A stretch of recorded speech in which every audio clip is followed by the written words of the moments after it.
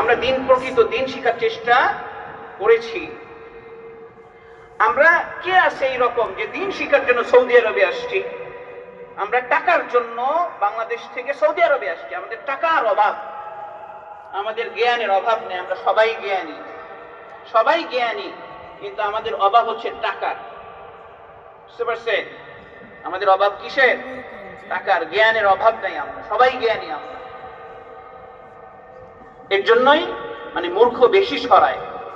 আমাদের ভিতরে জ্ঞান না থাকার পরেও আমরা নিজেদেরকে জ্ঞানী মনে করি। এটাকে আরবি ভাষায় বলা হয় আপনার জাহিল আল মুরাক্কাব, অধিক মূর্খ।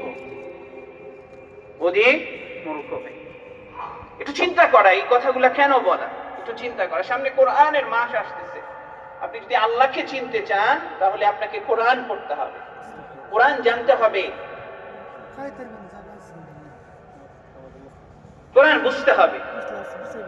কোরআন পড়া ইবাদত, কোরআন নিয়ে গবেষণা করা ইবাদত, এবং কোরআন শোনা ইবাদত। কোরআনুল কারীমে আল্লাহ তাআলা বলছেন যে وقال الرسول يا ربي إن قومي اتخذوا هذا القرآن مهجورا।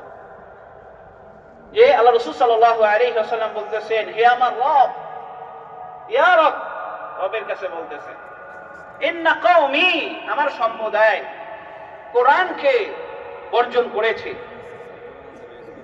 আমরা কোরআনকে বর্জন করেছি। কোরআন বর্জন করা মানে কি? আমরা কোরআন তেলাওয়াত করি না। কোরআন বর্জন করা মানে হচ্ছে কোরআন তেলাওয়াত ছেড়ে দেওয়া, গুরুত্ব না দেওয়া। কোরআন বর্জন করা মানে হচ্ছে কোরআন অনুযায়ী আমল না করা।